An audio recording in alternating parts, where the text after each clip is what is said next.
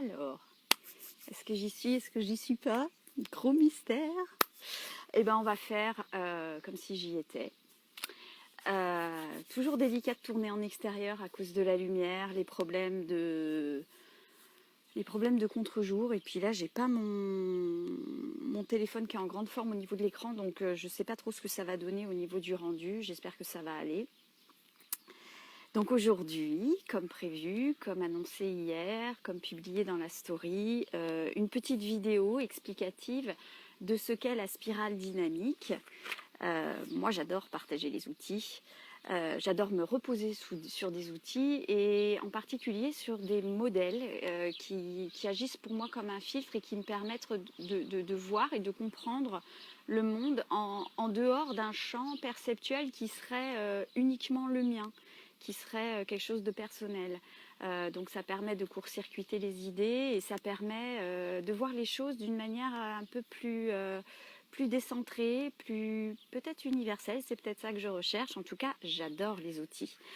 Et aujourd'hui, mon intention, c'est de vous proposer un outil de plus pour vous permettre de comprendre le monde, de l'éclairer et à l'intérieur de cette compréhension de vous-même, du monde, pardon, de vous permettre de vous positionner vous-même, savoir où vous en êtes par rapport à la compréhension du monde.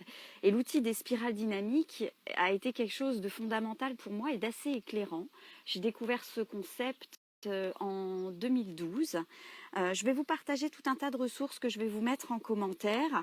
Moi, quand je l'ai découvert sous l'angle de Ken Wilber.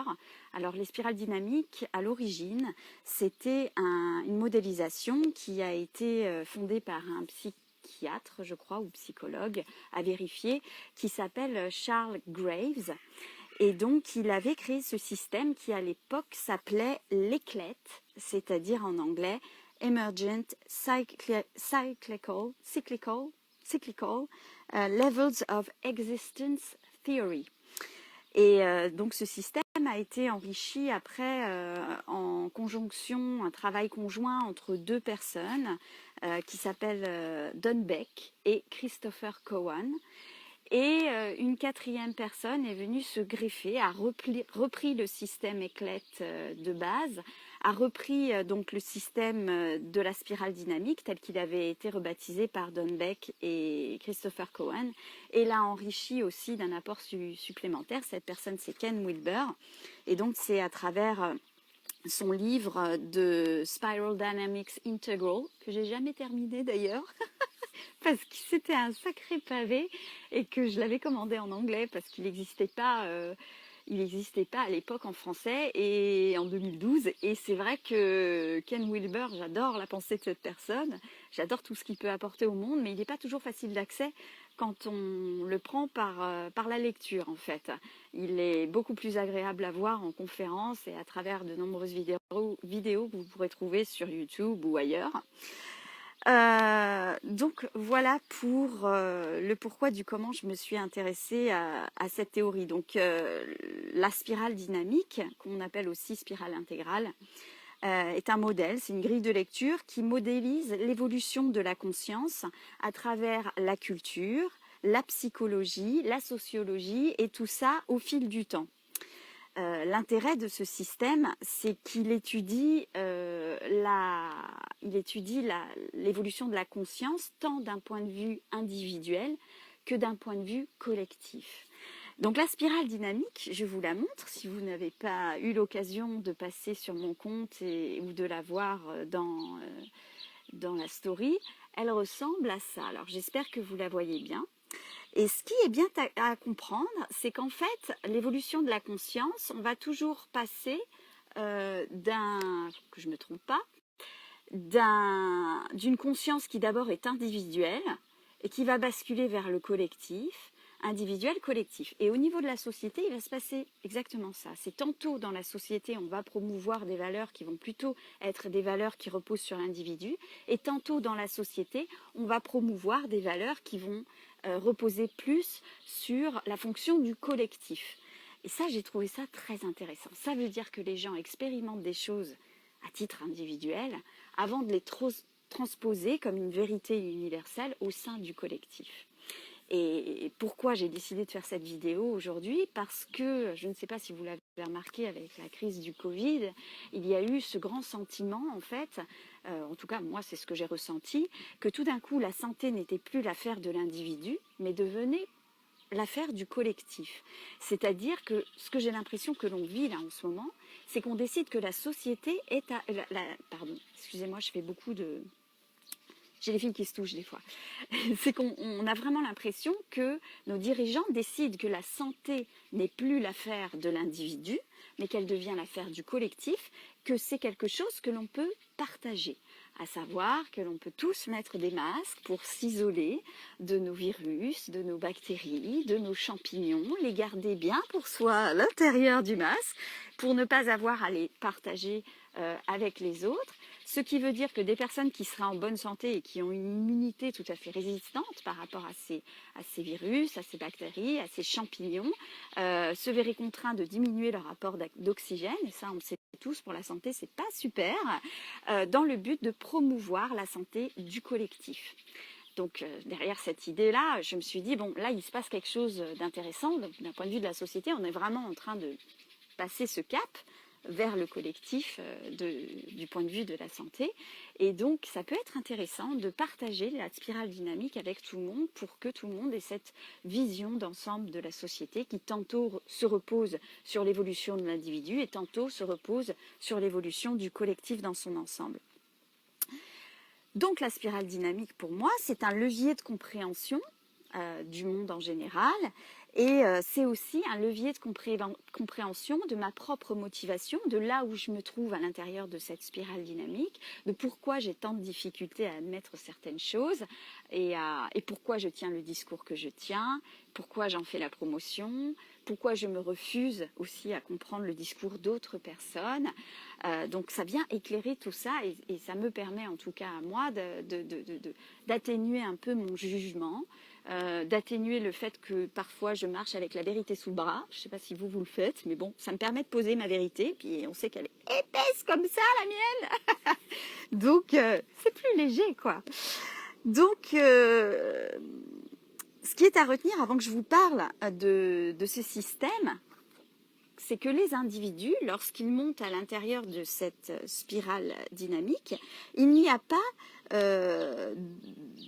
ça, on va revenir après là-dessus. Okay. Chaque niveau, en fait, intègre et inclut les valeurs du précédent système. Donc ça, c'est bien important à comprendre. La progression du développement se fait donc dans un ordre hiérarchisé. C'est ce que Claire Graves avait remarqué en étudiant les différents modèles de société au fil du temps. Mais ce qui est important à retenir avant d'étudier ce modèle, c'est qu'il n'y a pas de niveau qui est meilleur qu'un autre. Claire Graves a vraiment étudié son modèle d'un point de vue de la fonctionnalité. Ce qui marche bien pour une société, c'est quand l'individu est complètement intégré à l'intérieur du modèle et que chacun est dans un système de reconnaissance des uns des autres et que là, on est très fonctionnel et on est effectivement dans quelque chose qui va promouvoir la croissance. Donc on ne peut pas, ce qui est important aussi à se rappeler, c'est qu'on ne peut pas sauter d'un niveau à un autre. Il est nécessaire d'explorer les niveaux les uns après les autres pour pouvoir passer d'un niveau à l'autre avec succès. Pour quelle raison c'est comme ça? Tout simplement parce que dans chacun des niveaux, on va trouver des choses qui sont extrêmement positives, qui sont porteurs de bien-être, d'épanouissement, de tout ça. Et il va y avoir des limites à ça, c'est qu'il va y avoir aussi des choses qui vont être négatives. C'est-à-dire que quand, vous le savez tous, c'est le principe de la zone de confort, on est bien dans sa zone de confort, mais à un moment donné, on a quand même suffisamment de problèmes à l'intérieur de cette zone de confort qui vont induire un état de pôle négatif en quelque sorte, et qui vont nous pousser à rechercher des solutions, et en général les solutions se trouvent au niveau supérieur. La valeur de ce modèle, c'est qu'il permet de comprendre comment les systèmes de valeurs peuvent entretenir différents points de vue les uns vis-à-vis des autres. Donc d'un point de vue géopolitique, par exemple, ça permet de comprendre la communication qu'il peut y avoir entre différents modèles de société. Autrement dit, ça permet aussi de comprendre à titre, donc là on est dans le collectif, mais à titre individuel, ça permet de comprendre pourquoi telle ou telle personne ou tel groupe de personnes peuvent entretenir tel ou tel point de vue, telle ou telle opinion sur tel ou tel autre groupe. Vous me suivez? J'espère, parce que des fois je vais un peu vite. Donc si ça va trop vite, surtout, n'hésitez pas à me ralentir. Donc ça rejoint un petit peu la vidéo d'hier qui parlait de l'impact que l'on peut avoir sur le monde, de sa souveraineté personnelle, de comment on concilie les opinions des autres avec sa vision à soi et comment on peut reconnaître l'autre dans sa vision du monde, dans la perception qu'il a du monde, sa réalité, etc., sans avoir à se dénigrer soi. Donc à ce titre-là, moi je le trouve très intéressant. Alors ça permet de comprendre d'où viennent les valeurs des autres, pour quelles raisons elles existent, pour quelles raisons elles sont là, et pour quelles raisons elles sont prépondérantes pour eux, et pour quelles raisons aussi parfois ils sont dans l'incapacité de reconnaître nos propres valeurs à nous.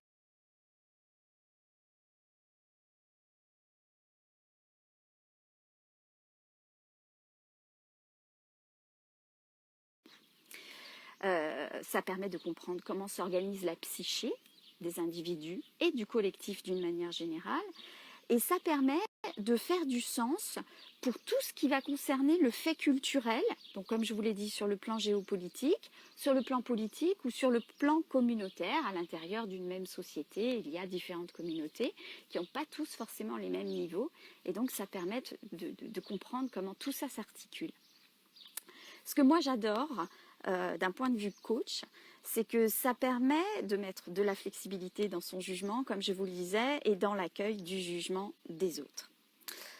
Donc, avant de passer à la conclusion, je vais vous proposer donc ce petit modèle des spirales dynamiques.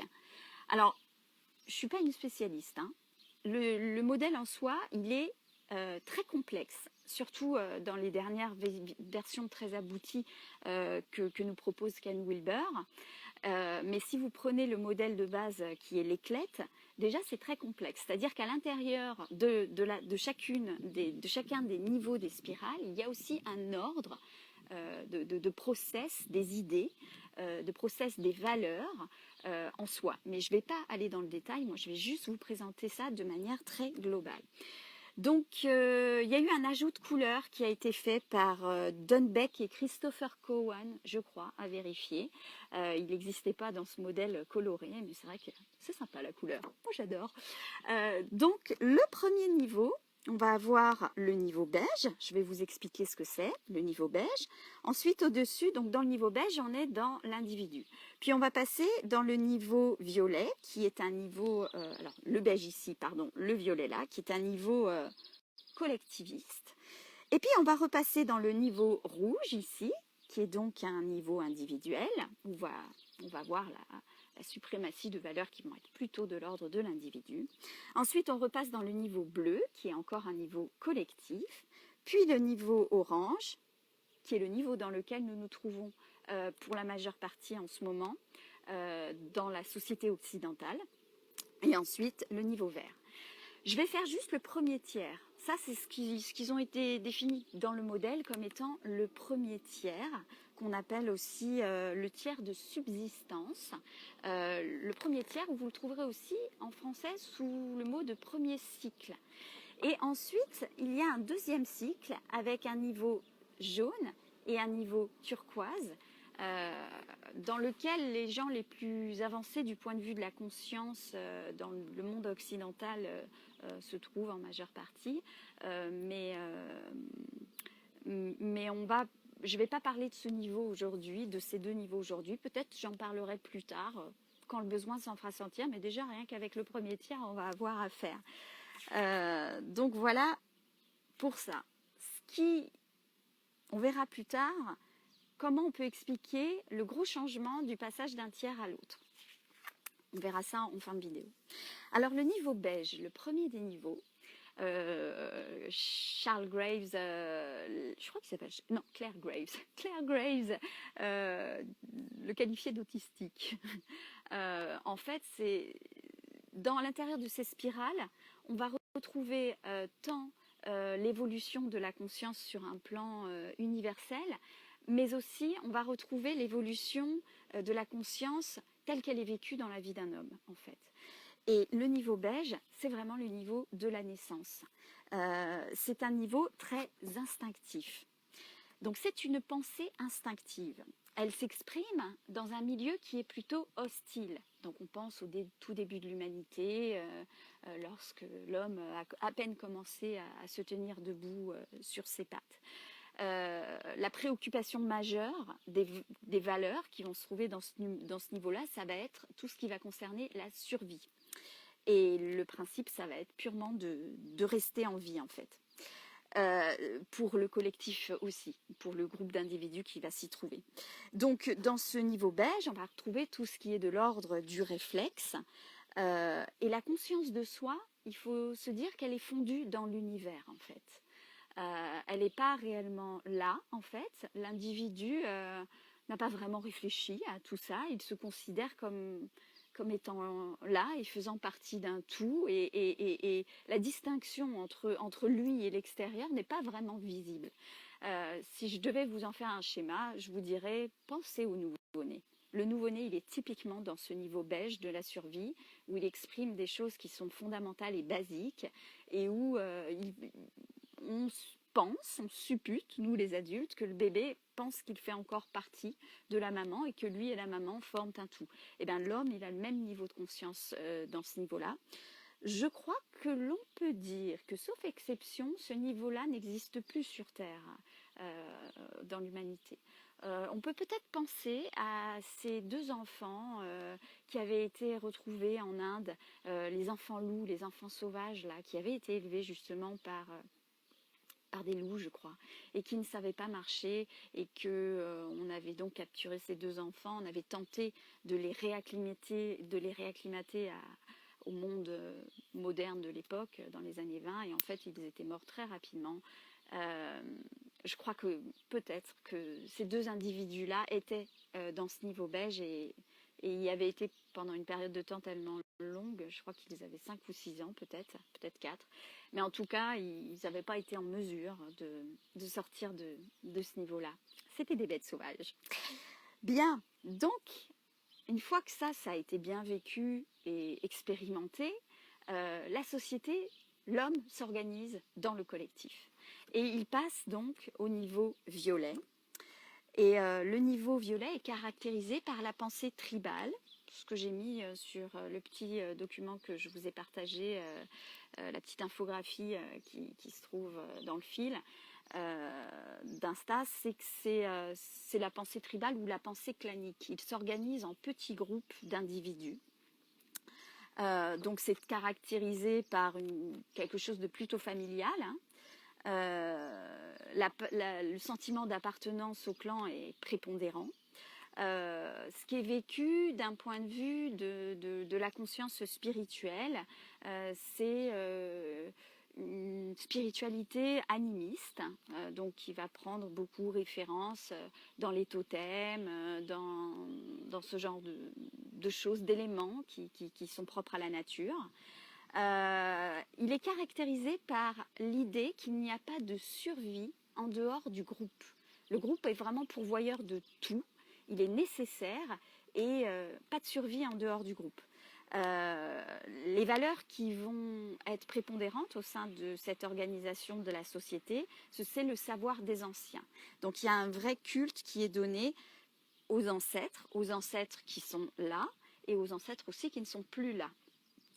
Et on recherche, l'homme commence à être titillé par cette recherche des liens qu'il peut y avoir entre les causes et les effets. C'est typiquement la société, comment on appelle ça, la société des premiers hommes, les premières cultures. Il y a un mot ethnique, d'ethnologie pour désigner ça, mais il me vient pas là tout de suite. Mais c'est les peuples premiers, voilà. Ce sont typiquement les peuples premiers. Donc ces peuples premiers recherchent les liens de cause à effet. Par exemple, pourquoi on a tel ou tel climat et comment on peut faire des offrandes à tel ou tel dieu pour influer et avoir un impact sur le monde qui soit favorable au clan. Et donc la principale préoccupation de ces sociétés-là, c'est de trouver la sécurité. La punition extrême dans ce monde-là, c'est le bannissement. Pensez à la fameuse trilogie de Jean Hall,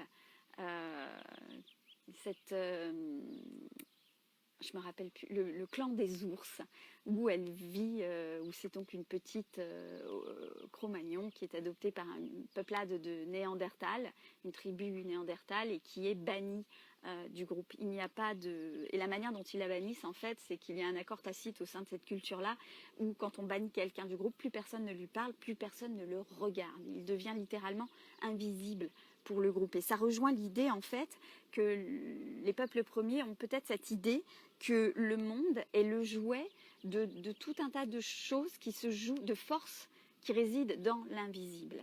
Voilà, donc c'est le genre d'idée qu'on va retrouver là-dedans. Et le sacré a une place prépondérante, le magique a une place prépondérante dans cette pensée tribale-là. Et on peut dire que l'humanité, d'un point de vue global, s'est retrouvée à cette étape-là vers moins 50 000 avant Jésus-Christ. Grosso modo, c'est discutable, hein, c'est juste pour vous donner un ordre d'idée. Ensuite, l'homme s'organise et il va repasser du côté donc de l'individu et il va passer dans le niveau rouge qui est caractérisé par une pensée égocentrique où tout est centré par rapport à l'individu. De nouveau, il y a toujours ce mouvement de balancier entre le collectif et l'individu. Donc dans ce monde-là, dont on peut dire qu'il a peut-être commencé à être universellement existant autour de moins 10 000 avant Jésus-Christ, les valeurs qui vont être prépondérantes sont les valeurs de pouvoir sur les autres, de puissance, de conquête, de domination, de violence, de guerre. Il va y avoir beaucoup de... Pour l'individu, la société va s'organiser d'une manière autocratique. Donc c'est la grande époque des seigneurs, des rois, des empereurs. La violence, comme je vous l'ai dit, est le maître mot pour réussir dans ce niveau-là. Et les valeurs qui sont à l'honneur sont les valeurs d'honneur, de respect. Donc c'est une société qui est très codifiée, avec des étiquettes. La notion de statut, de caste est prépondérante. Et puis, à l'inverse, la punition extrême dans ce monde-là, ça va être la honte. Donc les codes d'honneur sont vraiment très importants dans cette société-là. C'est un monde de domination. C'est le monde de la société féodale, grosso modo. Pour nous, en Europe, ça va être toute la période de la basse antiquité et du Moyen Âge, ou de la haute antiquité. Je ne sais jamais comment ça marche, basse et haute. Enfin bref. Donc voilà ce qu'on peut en dire pour ce monde-là. Donc comme je vous l'ai dit, c'est un monde égocentrique, très impulsif, et où vraiment tout se joue de l'individu vers l'individu. Donc la domination des individus entre eux est fondamentale. Et on va remarquer aussi que c'est la grande ère de la domestication aussi des animaux. Hein, toujours ces histoires de domination. Ensuite, le monde va passer d'un point de vue collectif, il va rebasculer vers le collectif dans le niveau bleu. Alors le niveau bleu, c'est la pensée absolutiste. Alors là, on va s'intéresser à des concepts. On était avant dans la pensée tribale avec une grande pensée magique, avec un grand sens du sacré qui va continuer à perdurer, mais ça va devenir un peu plus subtil, c'est-à-dire que maintenant, il n'y aura qu'un seul sens du sacré, qu'une seule vérité ultime. C'est ce qu'on appelle la pensée absolutiste. Et c'est la grande ère des religions, en particulier des religions monothéistes. la vérité ultime. Donc ce monde-là, ce niveau bleu est régi par la règle, la morale, l'ordre, la stabilité. Euh, et donc, c'est vraiment le niveau de la théocratie par excellence. Donc, il est à peu près apparu il y a moins 5000 ans, on va dire, avant Jésus-Christ, grosso modo. Dans ce monde-là, le sacrifice à la cause, le sacrifice à la communauté est plus important que tout. Donc, on va retrouver, après ce système féodal, on va retrouver l'Inquisition. Le code de conduite morale, la rigueur, le contrôle de l'impulsivité. Ça, c'est intéressant parce que le monde d'avant était très impulsif et là, maintenant, la valeur veut qu'il faut contrôler cette impulsivité. Donc, la personne qui n'arrive pas à contrôler cette impulsivité est en dehors des codes moraux, est en dehors de la rigueur, est en dehors de la vérité, est en dehors de tout ça. C'est la religion et c'est le dogme. La punition suprême, dans ce monde-là, on travaille pour l'au-delà. Maintenant, l'objectif, c'est plus ici et maintenant, l'objectif, c'est après. L'objectif, c'est après quand on va mourir. L'objectif, c'est le paradis. Donc, on arrive vraiment, on accède à cette pensée qui devient de plus en plus abstraite. Et l'idée, en fait, c'est de se restreindre aujourd'hui pour profiter de l'au-delà. C'est pas le pied, quoi. Pas facile. Bref, de ce niveau bleu, on va passer, donc ce niveau bleu qui est à peu près moins 5000 ans, hein, mais la progression n'est jamais linéaire en fait. On passe notre temps, je ne sais pas si vous le ressentez dans votre vie, mais en tout cas moi c'est quelque chose que je ressens beaucoup, à faire 2 pas en avant, un pas en arrière, quoi. On avance, on recule, on avance, on recule, et dans ce monde-là, l'Inquisition, c'est pourtant l'Inquisition, c'est quoi l'Inquisition? Je ne voudrais pas dire des bêtises, mais c'est 1300-1400, juste après les croisades, tout ça. Donc on a avancé, mais quelque part il y a aussi une forme d'accentuation du niveau et de ses tenants positifs et de ses tenants négatifs. Et ensuite, le monde passe dans le niveau orange. Et le niveau orange, dans ce niveau-là, le type de pensée qui va être prépondérant, c'est la pensée multiple.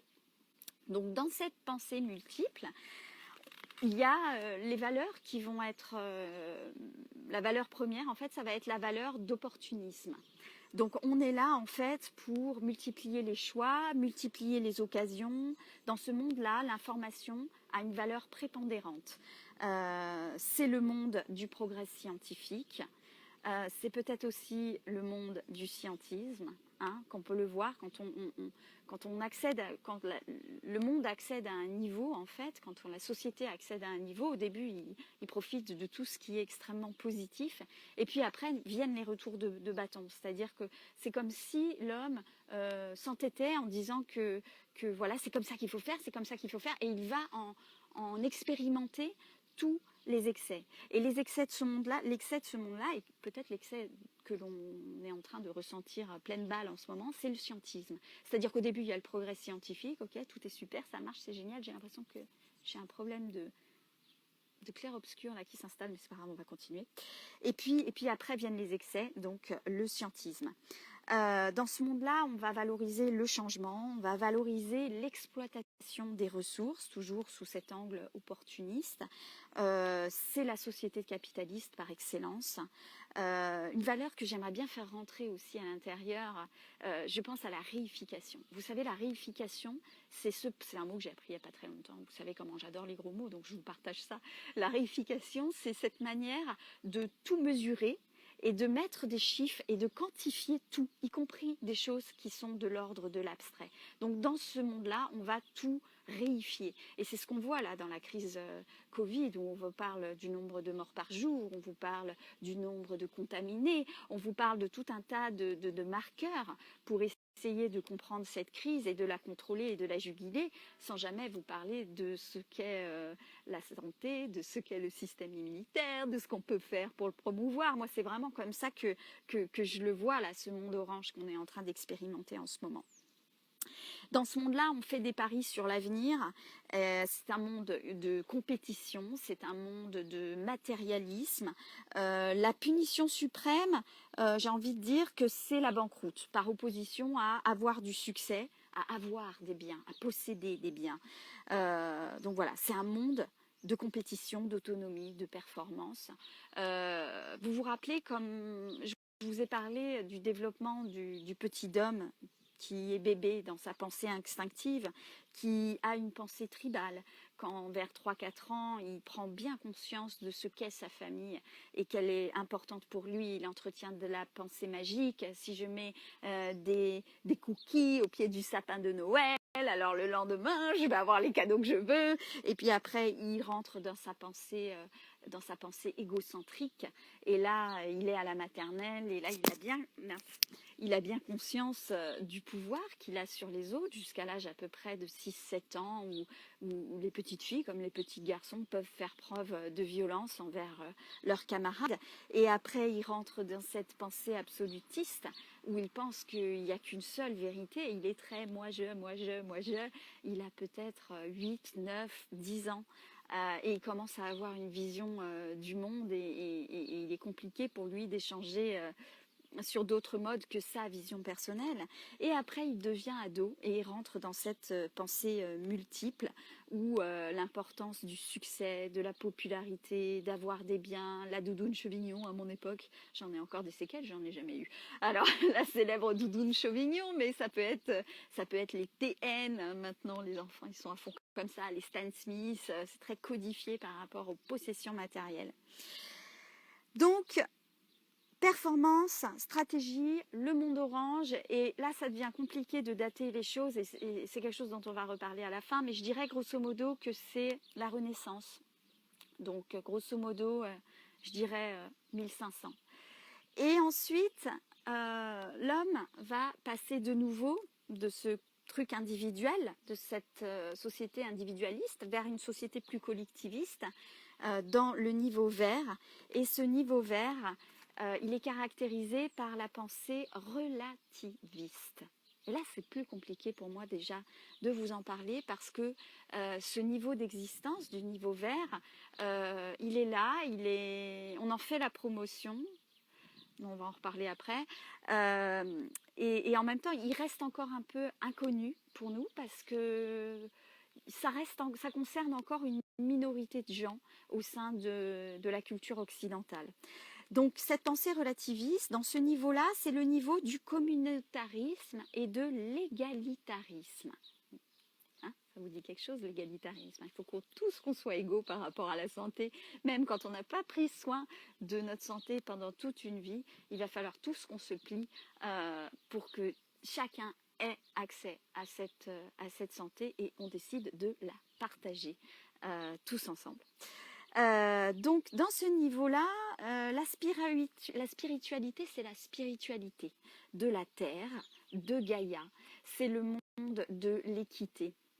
Ça va être l'écologie, hein. Et elle est bien trouvée cette couleur verte, pas vrai? C'est le monde de l'écologie, c'est le monde du bio, c'est le monde du véganisme, c'est la sociocratie. Vous savez, la sociocratie, on partage le leadership, on partage la gouvernance, c'est la sociocratie. On partage, on tourne tous, on essaye tous de se développer en termes de partager le leadership, de faire l'expérience du leadership, de faire l'expérience de l'organisation à tour de rôle. On tourne. L'économie circulaire, c'est le monde du consensus. Il faut tous qu'on soit d'accord avant de décider vers quelle direction on va. C'est le monde de l'émotion que l'on met au cœur de l'action. Ah, oui, ça parle aussi, hein, l'émotion au cœur de l'action. Je crois que j'en parlais pas plus tard qu'hier. C'est le monde de la bienveillance. C'est un monde égalitariste, c'est un monde qui va vers le partage, qui va privilégier le vivant, qui va privilégier l'harmonie. Hein. On n'est plus là pour produire du résultat, on n'est plus là pour faire de la performance, on est là pour du bien-être collectif. Et c'est le monde du New Age par excellence. Et ce monde-là, on peut dire qu'il a commencé à émerger au milieu du 18e non, 19e siècle, 1850. 1850, c'est là où les Anglais, qui sont très puritains et empreints encore de beaucoup de bleu dans leur société, commencent à découvrir les bienfaits de toutes les cultures orientales, la méditation, l'Inde. On commence aussi à réexpérimenter certaines drogues psychédéliques. Je pense à Sherlock Holmes, l'opium, tout ça. Et ça ouvre une perspective sur ce monde pluraliste. Dans ce monde-là, il n'y a pas une seule, sur ce monde relativiste, pardon, il n'y a pas, oui, relativiste ou pluraliste d'ailleurs, il n'y a pas une seule vérité. Tout à coup, on commence à comprendre que la vérité ultime, ça ne marche pas, et qu'il y a peut-être des vérités, qu'elles ne sont pas accessibles à tout le monde, et que ça se respecte, en fait. Donc voilà pour ce qu'on peut dire de ce monde vert. Je vous parle juste, et là on va passer dans le deuxième tiers. Et dans le deuxième tiers, on va trouver la pensée systémique, et on va trouver ensuite la pensée holistique. Mais ça, c'est pas pour tout de suite. Parce que là, il y a un changement de paradigme qui doit s'opérer à la fin de ce premier niveau vert. Et j'en suis pas encore arrivée là moi-même à comprendre, parce que le modèle de la spirale dynamique est un modèle très très riche. Il a été enrichi de plusieurs reprises. C'est un modèle intégratif. Donc en fait, plus on évolue, plus on enrichit le modèle. Et je me pose beaucoup de questions sur ce qui est nécessaire de faire pour passer de ce premier tiers de subsistance au deuxième tiers. Il y a un changement de paradigme intuitivement, ça je le comprends. Est-ce que c'est la même chose que le saut quantique? S'il y en a parmi vous qui connaissent ce concept du saut quantique, j'adorerais en discuter avec vous. En tout cas, il y a quelque chose qui s'opère en termes de conscience de soi. Je pense que dans le premier tiers, la conscience de soi se développe, mais peut-être que la fonction de la conscience, du rôle de la conscience est peut-être pas complètement là. Et quand on passe dans la pensée systémique, peut-être que l'individu change de paradigme dans le sens où il comprend en quoi il contribue, en quoi sa manière de voir les choses est responsable de ce qui lui arrive en fait. C'est peut-être le moment où, quand on a vécu toute sa vie sous l'angle de la victimisation, tout d'un coup, on comprend qu'en fait, on a grandement contribué à se faire victimiser. On a accepté la victimisation et on y a contribué. Et l'autre n'est pas entièrement responsable de la victimisation qu'on a vécue. On l'a entretenue. On l'a peut-être même demandé. On en a peut-être même eu besoin. Donc il y a un saut. Il y a un saut quantique, il y a un changement de paradigme, il y a quelque chose qui se passe en termes de conscience de soi et qu'il faut que j'aille explorer aussi, parce que c'est juste une intuition que je vous livre. J'en ai pas trouvé les traces, en tout cas dans les lectures que j'ai pu avoir. Mais peut-être que c'est rattaché à une notion de responsabilité personnelle. Voilà, brièvement, pour la spirale dynamique, un modèle absolument passionnant, riche, sur lequel il y a de quoi se perdre, il y a de quoi de perdre quantité d'heures en lecture, en éducation, en partage, en échange. J'adore. Bref, chaque individu, pour poser une conclusion par rapport à ce petit déroulé, chaque individu est composé de différents niveaux à l'intérieur de lui-même. On n'est jamais composé à 100% d'un niveau. On a des niveaux qui sont prépondérants. Mais on a aussi de tout, parce que le système est intégratif et inclusif, et soi-même dans son évolution, on a vécu chacun de ces niveaux-là et on en a gardé trace. C'est un peu comme des poupées russes qui s'emboîtent. J'adore cette idée-là. Donc on a accès au niveau du dessous, en fait. On a accès à la compréhension. Évoluer en faisant fi des niveaux du dessous, c'est se perdre soi. Donc il ne faut jamais perdre de vue qui on a été, comment on a pensé, comment on a raisonné, quelles valeurs on a eu privilégiées par le passé, parce que c'est ça qui nous porte la clé vers la compréhension des gens qui sont peut-être plus empreints des précédents niveaux. Il y a différents tests en ligne qui vont vous permettre de voir votre composante majeure ainsi que vos sous-composantes. Et par exemple, si je dois vous en citer un, vous pouvez comme ça, là, tenter sdtest.me. Il y a un test en français parce que c'est quand même très anglo-saxon tout ça.